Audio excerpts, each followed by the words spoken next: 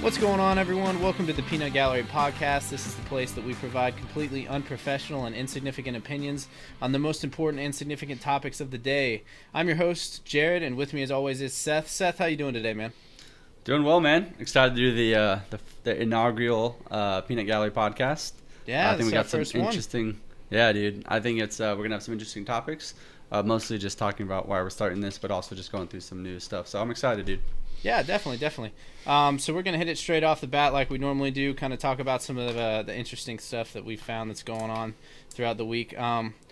Something interesting that's been going on the past year, Obama's kind of at a 3-year high with his approval rating. According to the Gallup poll, he's at 54% right now, which is a 3-year high. It's typically a little bit higher. It's higher on average than a normal president during the end of their term, so I think that's pretty interesting. Does this come as a surprise? I mean, we have like the most hated candidates. Yeah, no, definitely. I mean, it's up to speculation as to exactly why it's high, but there's definitely good reasons. A lot of people are contributing it to, like you said, we have two of the most hated candidates right now, and everyone's covering bad things about Donald Trump or bad things about Hillary Clinton, and no one's covering whatever President Obama's doing. So yeah, he can just slip under the radar and do basically whatever he wants, and it will not stack up to what people are reporting about Trump and Hillary. Yeah, it won't be covered, and then when it's not being covered and people aren't saying negative things about him, his approval rating is just going to kind of rise naturally. For sure. But people are kind of attributing it to the lower gas prices. The stock market typically has been doing well. Whether you think that's legitimate or illegitimate is up for discussion. But yeah, gas the Dow and the S&P 500 have been going up.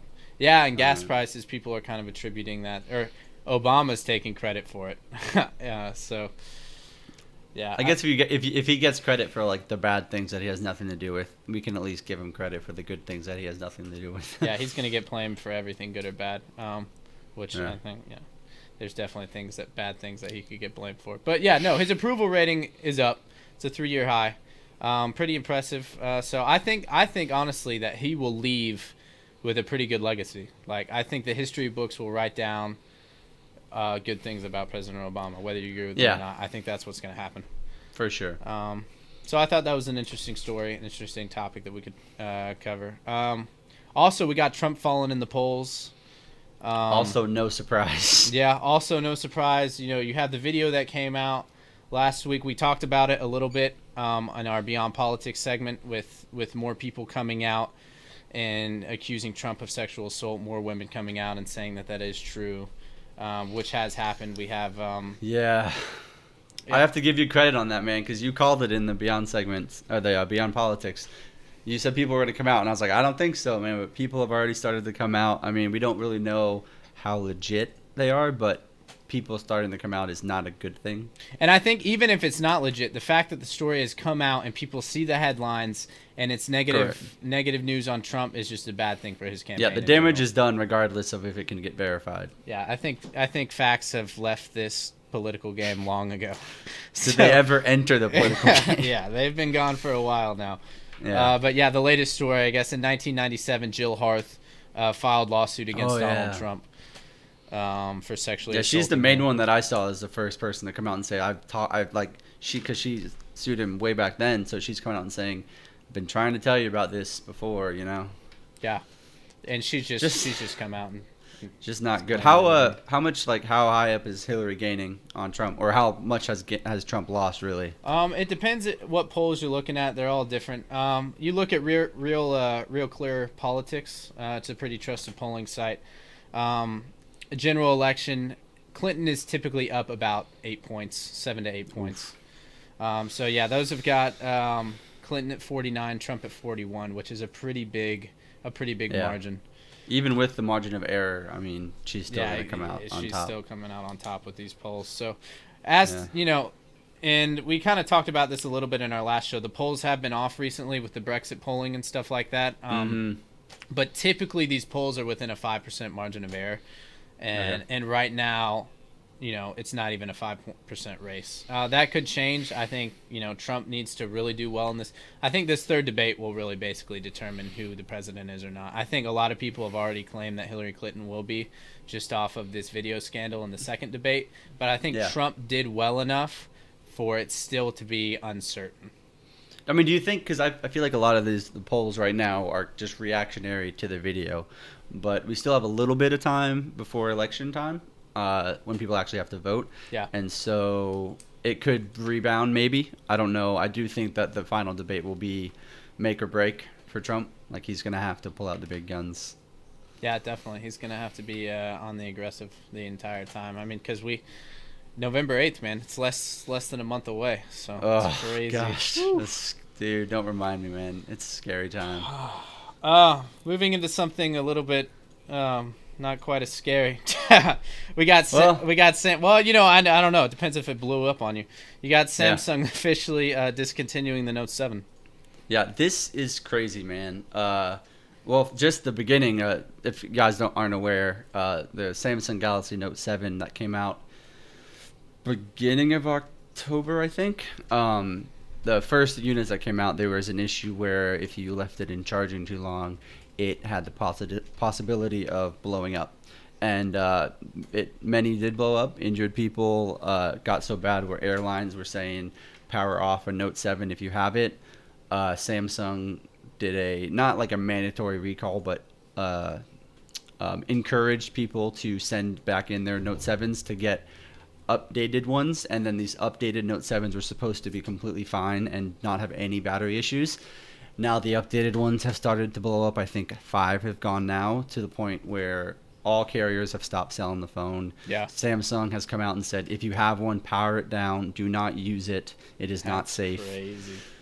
Dude, it's bad, man. I think they're going to look like they slashed their earnings by 33% from $7 billion to $4.6 billion because of this, dude. They're going to lose a lot of money. Yeah, and all of this has happened. August 19th is when the phone came out.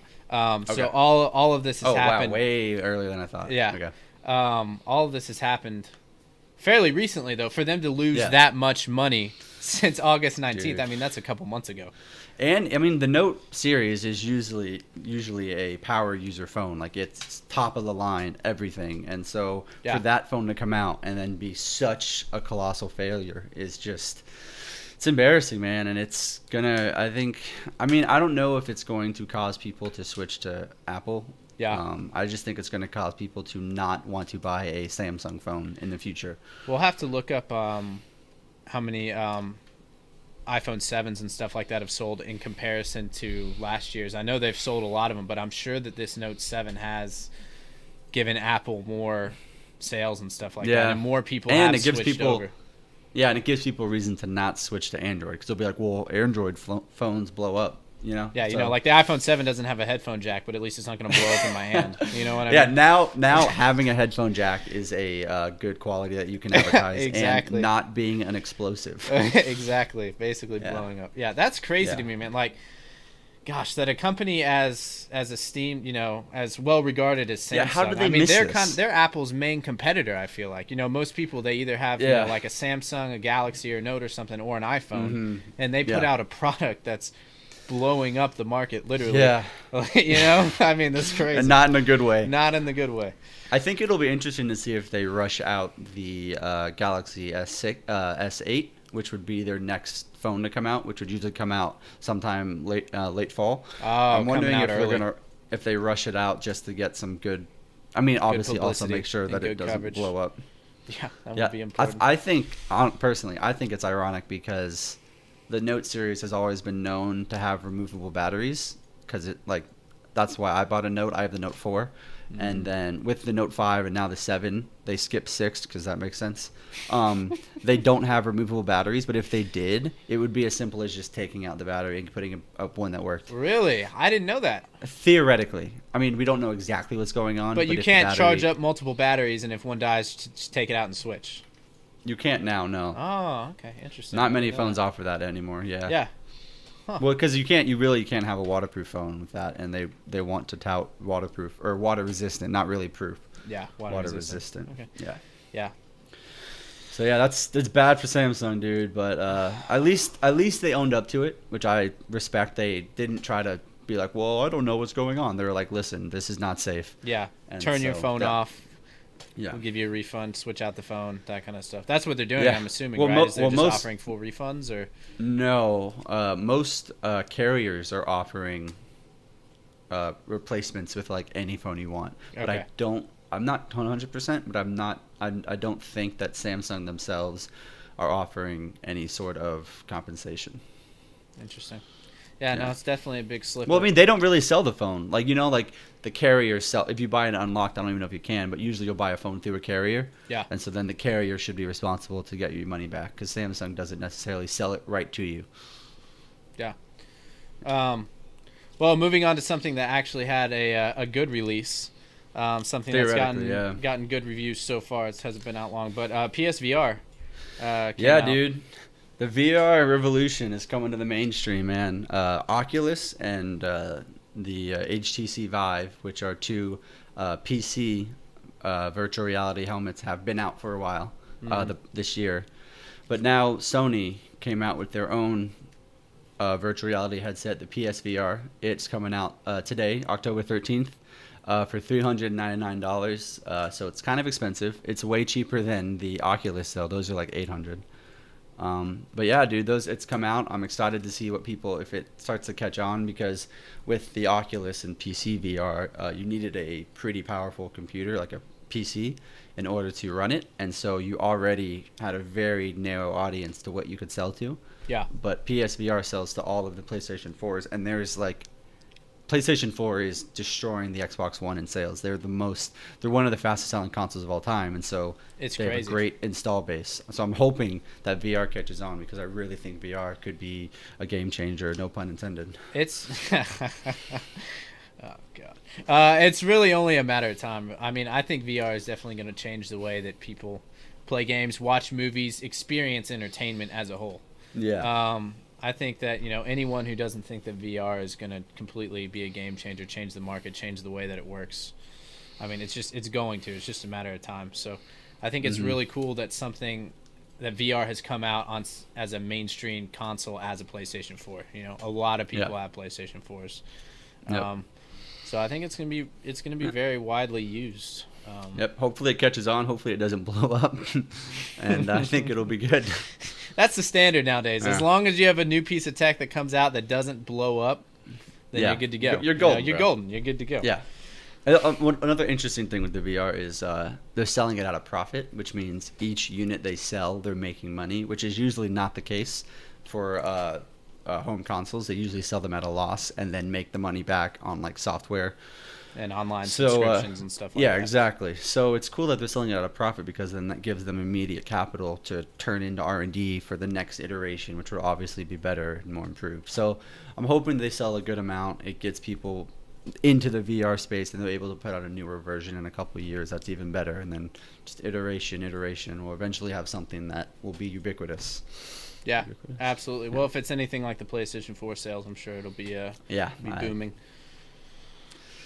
So we're gonna go ahead and move into the main topic of the show. Today we just kind of wanted to talk to you guys, just kind of directly tell you guys why we started this channel, why we're doing the Peanut Gallery podcast, why we started Beyond Borders, all that kind of stuff, and just kind of explain to you what our goal is and why we're doing it. So I think this is something that me and Seth have been talking about this for a while. Kind of creating alternative content that millennials, younger people, anybody really, but can go to, be entertained, and then also get coverage that a lot of mainstream media outlets aren't talking about.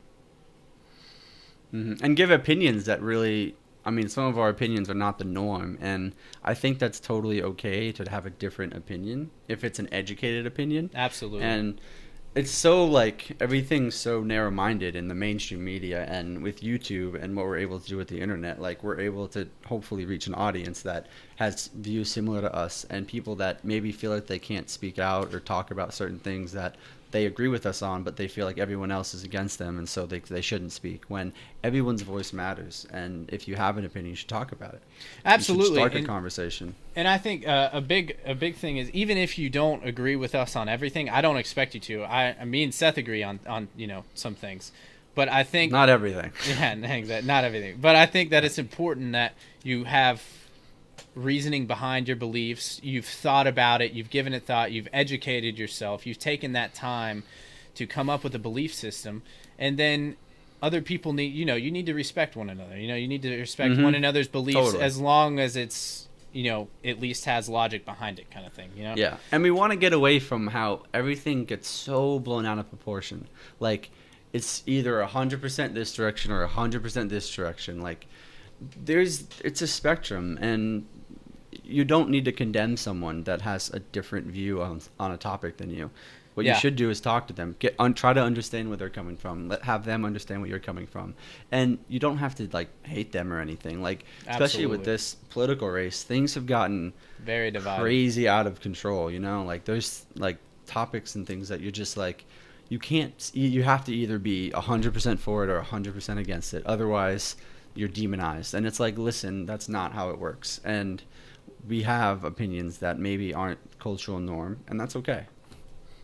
Yeah, absolutely. I think you need to be able to come together on common ground and just have reasonable discussions, I think that's the cornerstone of what makes America great, is that there's different beliefs.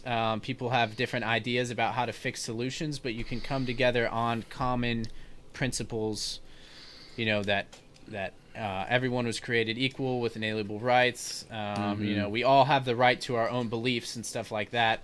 You don't try to force your beliefs on me. I don't try to force my beliefs on you, and we can all live in harmony, whether we agree or disagree on a specific topic. I think that's really key. Yeah, we're all people, Yeah, definitely. So we really want to kind of create a community where platform. Exactly, a platform, have a community of people, spark conversation and discussion where people feel free to voice their opinions, where they feel like they can be heard, and to have healthy disagreements with each other. Totally. Because I think that's what can make ideas and stuff like that greater, is by when people have constructive criticism. You disagree, you might see a topic from a different angle that you didn't approach before. So I think all of that's healthy and good and encouraged here. Mm-hmm. I really think that the way what you believe in, if you believe in something and you only ever exist in a place or a bubble that upholds your belief, then you probably have a pretty weak belief, because it hasn't been challenged. Exactly. When someone challenges what you think and you're able to defend it, and you're able to stand up for it, and the way you grow in just discussion and debate, I think it helps just tremendously, just a ton. And I hope that with Beyond Borders and the Peanut Gallery podcast, people will feel free to do that. They'll feel free to talk about what they want, to have a discussion, because not everyone's going to agree on everything. If everyone agreed on everything, that would be boring, Yeah. Who wants boring? No, definitely. And I think it's really important for people to stay involved and stay informed with what's going on. I think it's a responsibility as a citizen, especially if you live in the United States, where you have the responsibility to be informed and to vote and stuff like that. I think that you have a responsibility to stay informed and to have basic ideology that that is found in who you are. Yeah, and I think that, just to get down to why we called it Beyond Borders, it is, while a lot of our topics, and especially right now with the presidential election, they're going to be American-based, but hopefully later on we get into topics and people feel welcome enough to where you don't have to be an American. This goes beyond just America. People from other countries, they can come and have a discussion. We're all people. We can all talk. People have valid opinions and valid criticisms everywhere. And to just shut us off and to apply all these boundaries. There's so many boundaries laid nowadays. You're Black Lives Matter, or you're a gun nut, and there's everyone thinks it's a binary choice. It's right or wrong. Yes, this person's bad, therefore that entire movement is bad, or vice versa. exactly kind of thing. And it's not like that's not. And this, I mean, things that we discuss and our opinions go beyond that, you know, and that's the inspiration to the name of what we decided to come up Yeah, with. I completely agree. And when we have, beyond politics segments or beyond tech segments or stuff like that, it goes beyond just politics, like that. Like, a lot of people don't think it really affects your day-to-day lives and stuff. And while it might not the next day, in 10 years it does. In 8 years it does. After a presidential, like, it goes beyond just politics. It reaches into your everyday life. So it's really important to stay informed, stay educated, stay connected with this kind of stuff. It's your duty as a citizen to, if you live in any kind of a democratic country at all, it's your it's your responsibility to stay informed. Yeah, for sure. Yeah, definitely. And another reason we did this is me and Seth love talking about this kind of stuff. Yeah. I've known Seth my entire life. We've grown up together. We have a lot of discussions and stuff about things that we're passionate about, and this whole channel was based on the idea to talk about things that interest us, whether it's politics, whether it's entertainment, whether it's tech, whether it's video games, anything, things that we enjoy doing, we're going to talk about. Things that we think are important and relevant today for people to understand or, to be educated on, we're going to talk about that kind of stuff. Mm-hmm.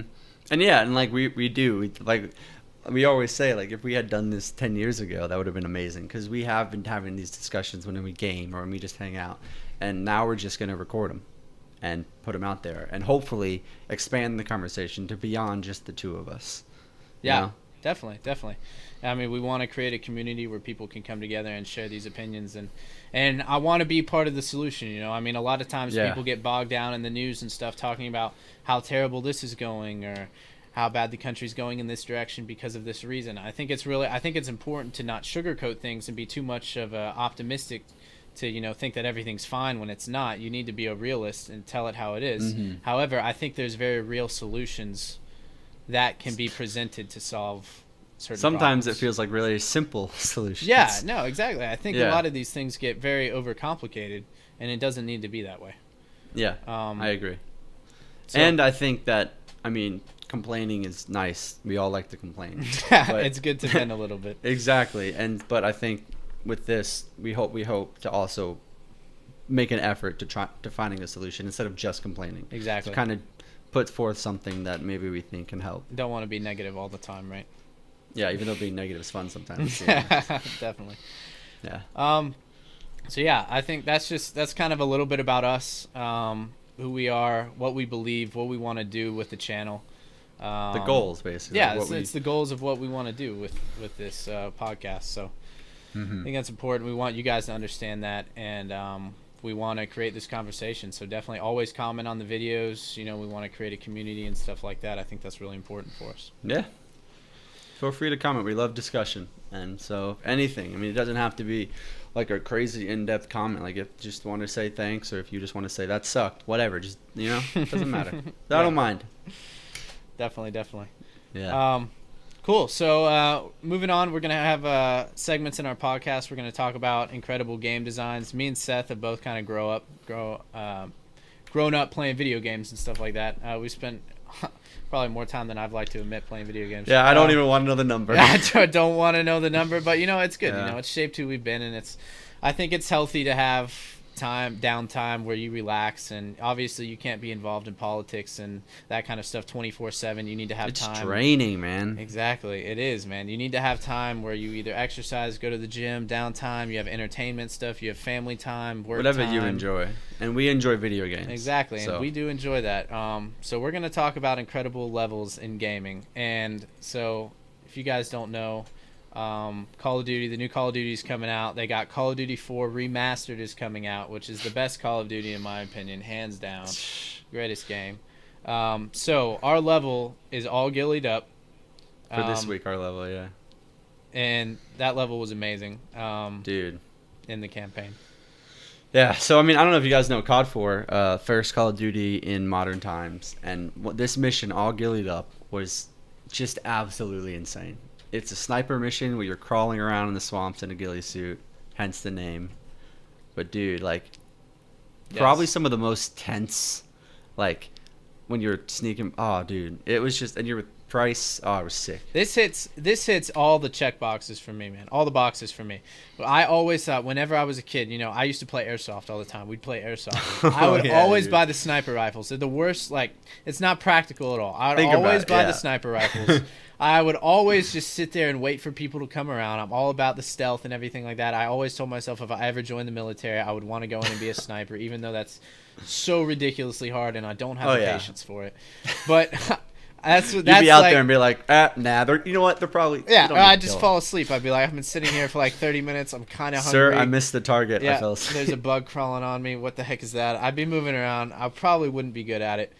But it's what I always told myself that I would want to do. So this gave me the opportunity to kind of jump in that world and be that. And it's really cool. Yeah, dude. And then was this the one at the end where you had to like defend that like circus or something, like demolished you had circus? to wait for evac, man. Well, that was a different level technically. This was the one leading up to when you have to take out that bad guy. But yeah, I mean, we group them together. Both of them are really good missions. Okay. But I remember the first time when you had to lay down in that grass. And all the grass patrols, like came up above you. Yeah, and all the people and the tanks and stuff walk past you, and you're just sitting there in a ghillie suit. It's awesome. It's dude. So this level made me buy a ghillie suit.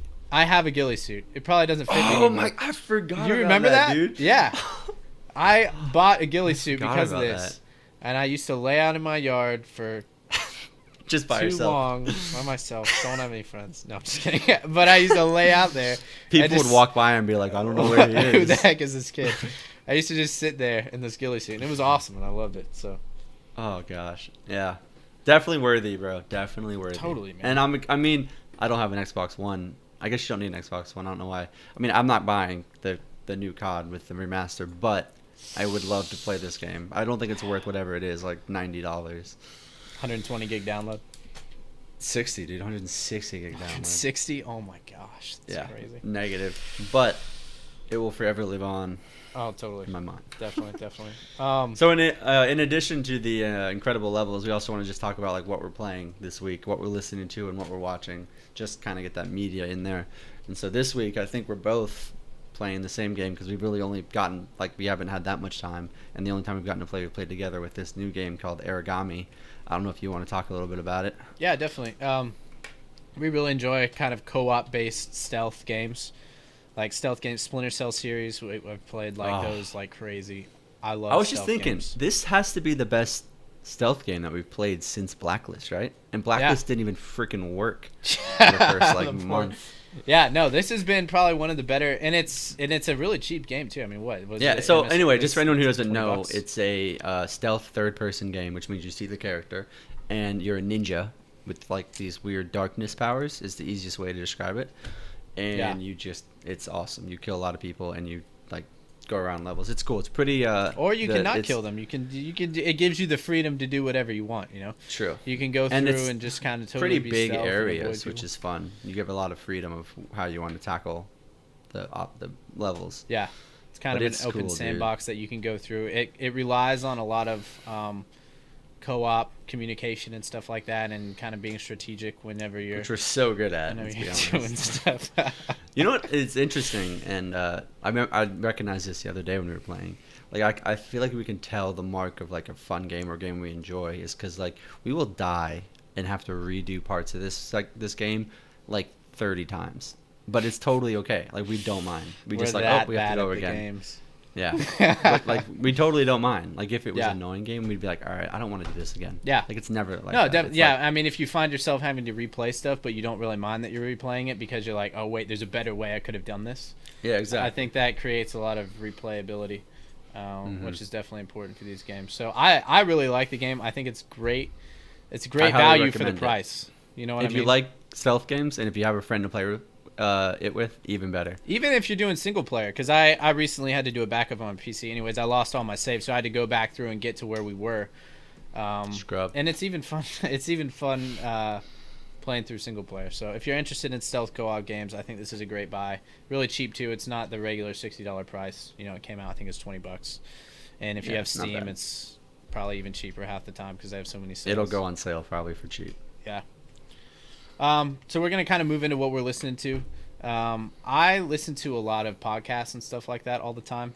That's such a cop-out answer, But, man. however, I'm going to bring what I listen to. Really, the only time I listen to music is if I'm at the gym or driving to the gym or back to my house. Which is rarely, let's be honest. So. But my go-to, if I don't know what to listen to and I'm not listening to a podcast, my go-to band is the Zac Brown Band. I love Zac Brown. So I've been listening. That Remedy song, dude, is so Yeah, good. it's a good song. I love Zac So Brown. good. I like the lyrics a lot. I like the style of their music. I kind of like how they're country, but they don't stay in that country box. They kind of move out into a lot of different genres that they cover. Like they have some kind of like old 50s song that's like a Frank Sinatra style song that they even did. What's your? Do you know what your favorite album is by them? That's such a hard question. Because I listened to the Jekyll and Hyde album. Yeah. I wasn't that much of a fan. Okay, so I didn't like Jekyll and Hyde originally. Okay. But the more I listen to it, it grows on me so much. Okay. Dude, I honestly love all their albums. I don't know. All right. They're all Fair enough. solid, dude. I listen to it too much. What about you though, man? What have you been listening to? So I just basically live off of listening to music. I mean, I wake up and I put music on and then get ready for the day, and then I drive to work and I listen to music on the drive, and then while I'm at work, whenever I'm at my desk, I have music going on in the background, and then I drive home, music, go to the gym, music. I'm always listening to music. I go through these weird phases sometimes where I don't really know what I want to listen to, and then I'll just throw on shuffle through all my songs and then just keep going until there's something that sticks. Yeah. And something stuck, my friend, and I'm sure you're well aware because I've been singing it all the freaking time. The Dirty Heads. I love the Dirty Heads. I've been following them since their first album, Any Port in the Storm. I think they've put out 5 albums now. I think their newest album was their 5th album. Very good. I would say probably, I don't know if I would say it's their best album, but it's a good album. But there's a specific song called That's All I Need, and it's catchy. It's pretty poppy. It's just awesome. I love it. I listened to it when it first came out at the beginning of summer, I think, and now I just rediscovered it, and I just can't stop listening to it. It's all I've been listening to at the gym. They're a great band. They have a pump up song, man. That's yeah, super awesome. and they have a lot of variety in their albums. Like their first album is hip hop, and then their second album is like straight reggae. Yeah. And then they had an acoustic album, and then they had a more electronic album. Which album And was now- Cabin by the Sea? Was that an album That was cover? the acoustic album. Okay, that was my favorite. That was one. the second album. It was very good. Yeah, that was my favorite album they've done. That's And a then they really solid had one. their acoustic one called Phantoms of the Summer, Sound of Change, which was their like Sound of Change. I didn't like at first because it was like way different, but now I might be my favorite. And then their new album is just a self-entitled. It's called Dirty Heads. Highly recommend checking them out. That's All I Need. Awesome song. Have also seen them in concert, so if you get the chance, highly recommend. They are incredible live. Nice. Yeah, that's cool, man. So, going to be talking a little bit about what we're watching. I watch a decent amount of Netflix, not as much as I used to. But one show that I've been kind of watching, a lot of people have told me to kind of check it out, is a show called Stranger Things. Oh, I want to And watch it so bad. I'll tell you something, man. The title could not fit this show any more perfectly. I watched the first 4 episodes with my girlfriend probably, and I haven't watched it since, but I want to get back to it. And she was just kind of like, what the heck is this the entire time? And I was too. However, it's interesting, so I want to keep watching it. It's a good show, but... You're just like completely lost the whole Dude, time. it's out there, man. It is crazy. You have like this I don't want to spoil anything, but Stranger Things. No, because I'm planning on watching it. It's it's pretty short though, right? Like the season, it's like I don't know how many episodes are in it. They're about 50 minutes long. I don't know they're how many like an episodes hour, in it. okay. Yeah. Okay. But no, this show is just it's good though. It's good. It's definitely kind of sci-fi stuff like that. There's mystery. It's not scary, I wouldn't say, but it's definitely suspenseful. There's kind of some cliche like pop out at you kind of scary things, but it keeps you on the edge of your seat, and you're definitely I can't do scary, man. I don't know if I could watch this now. You can watch it with Emily, and she can comfort you.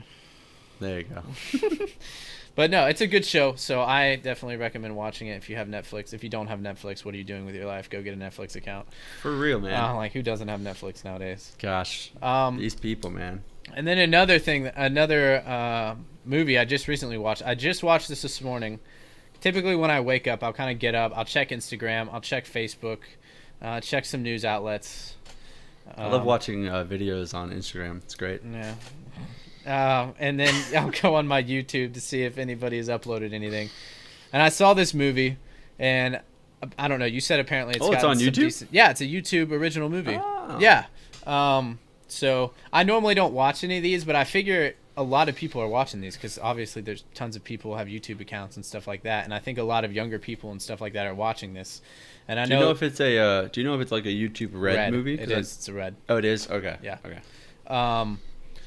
But anyways, the main people in this movie is like a famous person who does Vines and stuff like that, and I think he's moved on to doing other things. So I wanted to check it out just to see, what it's like, what people are watching, all that kind of stuff. And it was a really interesting premise. It's called The Thinning. Yeah, I've never heard of this, so I'm interested to see what you have to say. Yeah, so basically, I haven't watched the whole thing. Full disclosure, I got about 50 minutes into it, and I just kind of was like, why am I watching this? I accidentally hit next, and then it loaded a different video, and then I was like, wait, why was I watching this to begin with? Because I had to move on to do other stuff. Solid recommendation. So yeah, I don't really recommend it. However, it's interesting. The premise of the movie is the Earth runs out of resources for the amount of people who are living on it. So it's kind of lives in a futuristic universe. So the UN has then come in and dictated that all countries cut their population by 5%. Automatic red flag Holy to crap. me. I don't like the UN at all. I don't think America should be a part of the UN. That's my personal opinion. I'm not a big fan of globalism, so that was kind of red flag for me. However, Hollywood, the left. Was it like well done? Because sometimes you can get past those things if it's like a really interesting story. Not really, no. And I don't know if it's just because I don't really take. It's like basically they're like high schoolers in the movie kind of thing. It's high school drama. So anyway, hold on. Let me finish explaining the plot. So what happens? Got to eliminate 5% of the population. And so it comes across, it doesn't tell you this in the beginning because I was thinking the whole time, because what happens is there's a standardized test that children have to take from, I believe it's elementary school, starts in 5th grade probably, so middle school, up until high school. And the lowest scoring on this test are executed.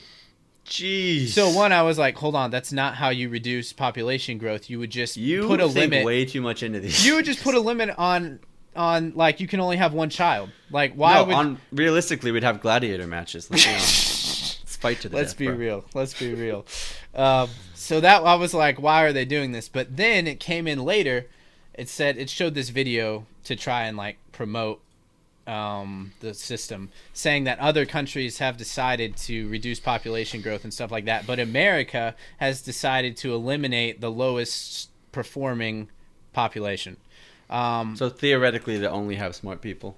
Yeah, exactly. Because so it kind of it takes place in the state of Texas, and the Texas governor is one of the big governors who's promoting this and saying, competition is great, which I think it is, but competition is great. This is taking it to a fault.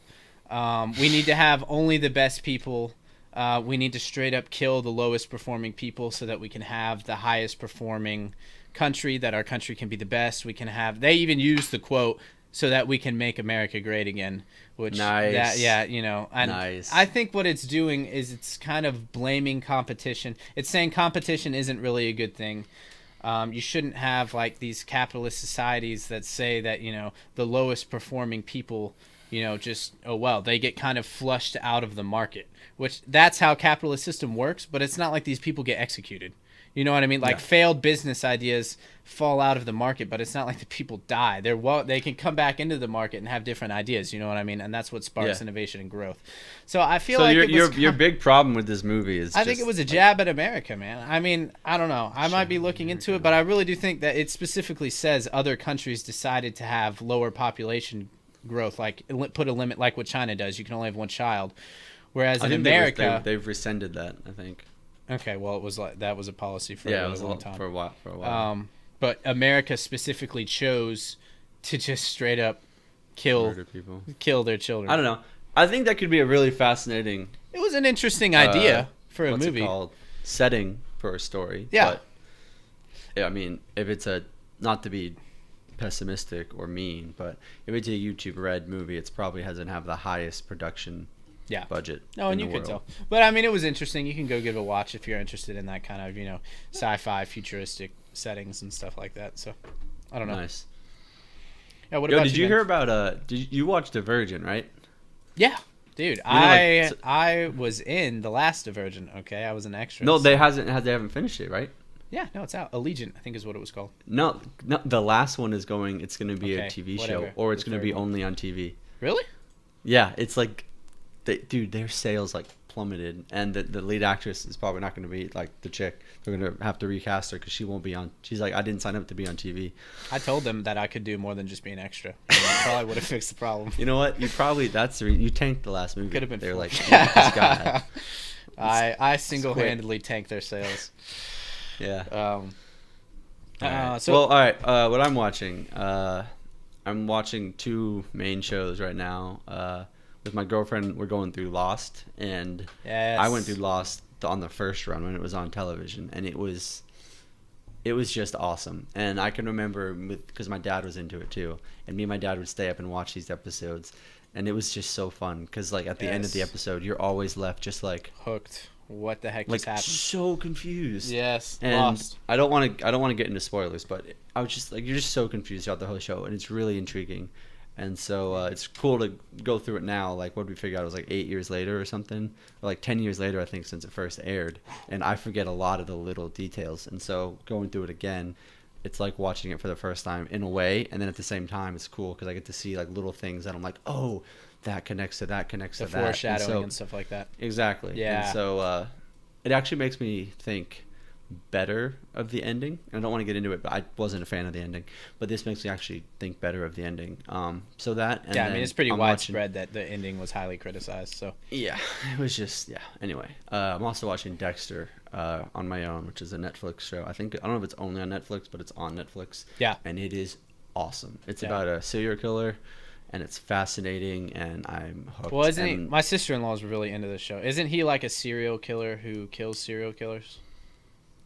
He kills bad people. He has a code that he sticks to. Kind of. Sometimes he breaks it. It's really good. And I'm in season 6, I think. And everyone says it kind of tails off towards the end and isn't as good. I haven't really noticed a dip in quality. But I really like it. And I will probably be finishing it sooner than I should because I'm just going to binge watch it. How many seasons are there in it? 8. I'm pretty sure there's 8, and it's good too. It's nice. They're 12 episode seasons, and each episode is like an hour 40 minutes, and so each episode like a lot happens. It's not like a show like Lost has like 25 episodes in the first season, and some of them do feel like filler and not a ton happens. Mm-hmm. Whereas Dexter, each episode you're like, holy crap, this much stuff happened. It's nuts. So it's pretty safe to say that they killed it. Dude, we are just not even trying with these puns. We gotta get your dad up in here. Yeah, you do it. Yeah. All right, man. Well, I think we could wrap this one up. Yep. That's another one in the bag. In the bag. So, as always, guys, thanks for listening to the Peanut Gallery podcast. If you want to come alongside us and offer your unprofessional and insignificant opinions, then please comment on our channel. If you enjoyed this podcast, like and subscribe to our YouTube channel, Beyond Borders. You can find me on Steam at Spades5029 and Seth at New001. If you guys want a friend request us, maybe we can game together or something like that. Play some origami, man. Play some origami. Check us out every Friday when we upload our podcasts on YouTube throughout the week, and then we upload other more specific, in-depth, beyond segments throughout the week, typically on Mondays and Wednesdays. This past week, we talked about the latest presidential debate, so go check out that video on YouTube, Beyond Politics. Comment on there, like it, subscribe to our channel. Thanks for listening, guys. Remember, we're all a little nuts.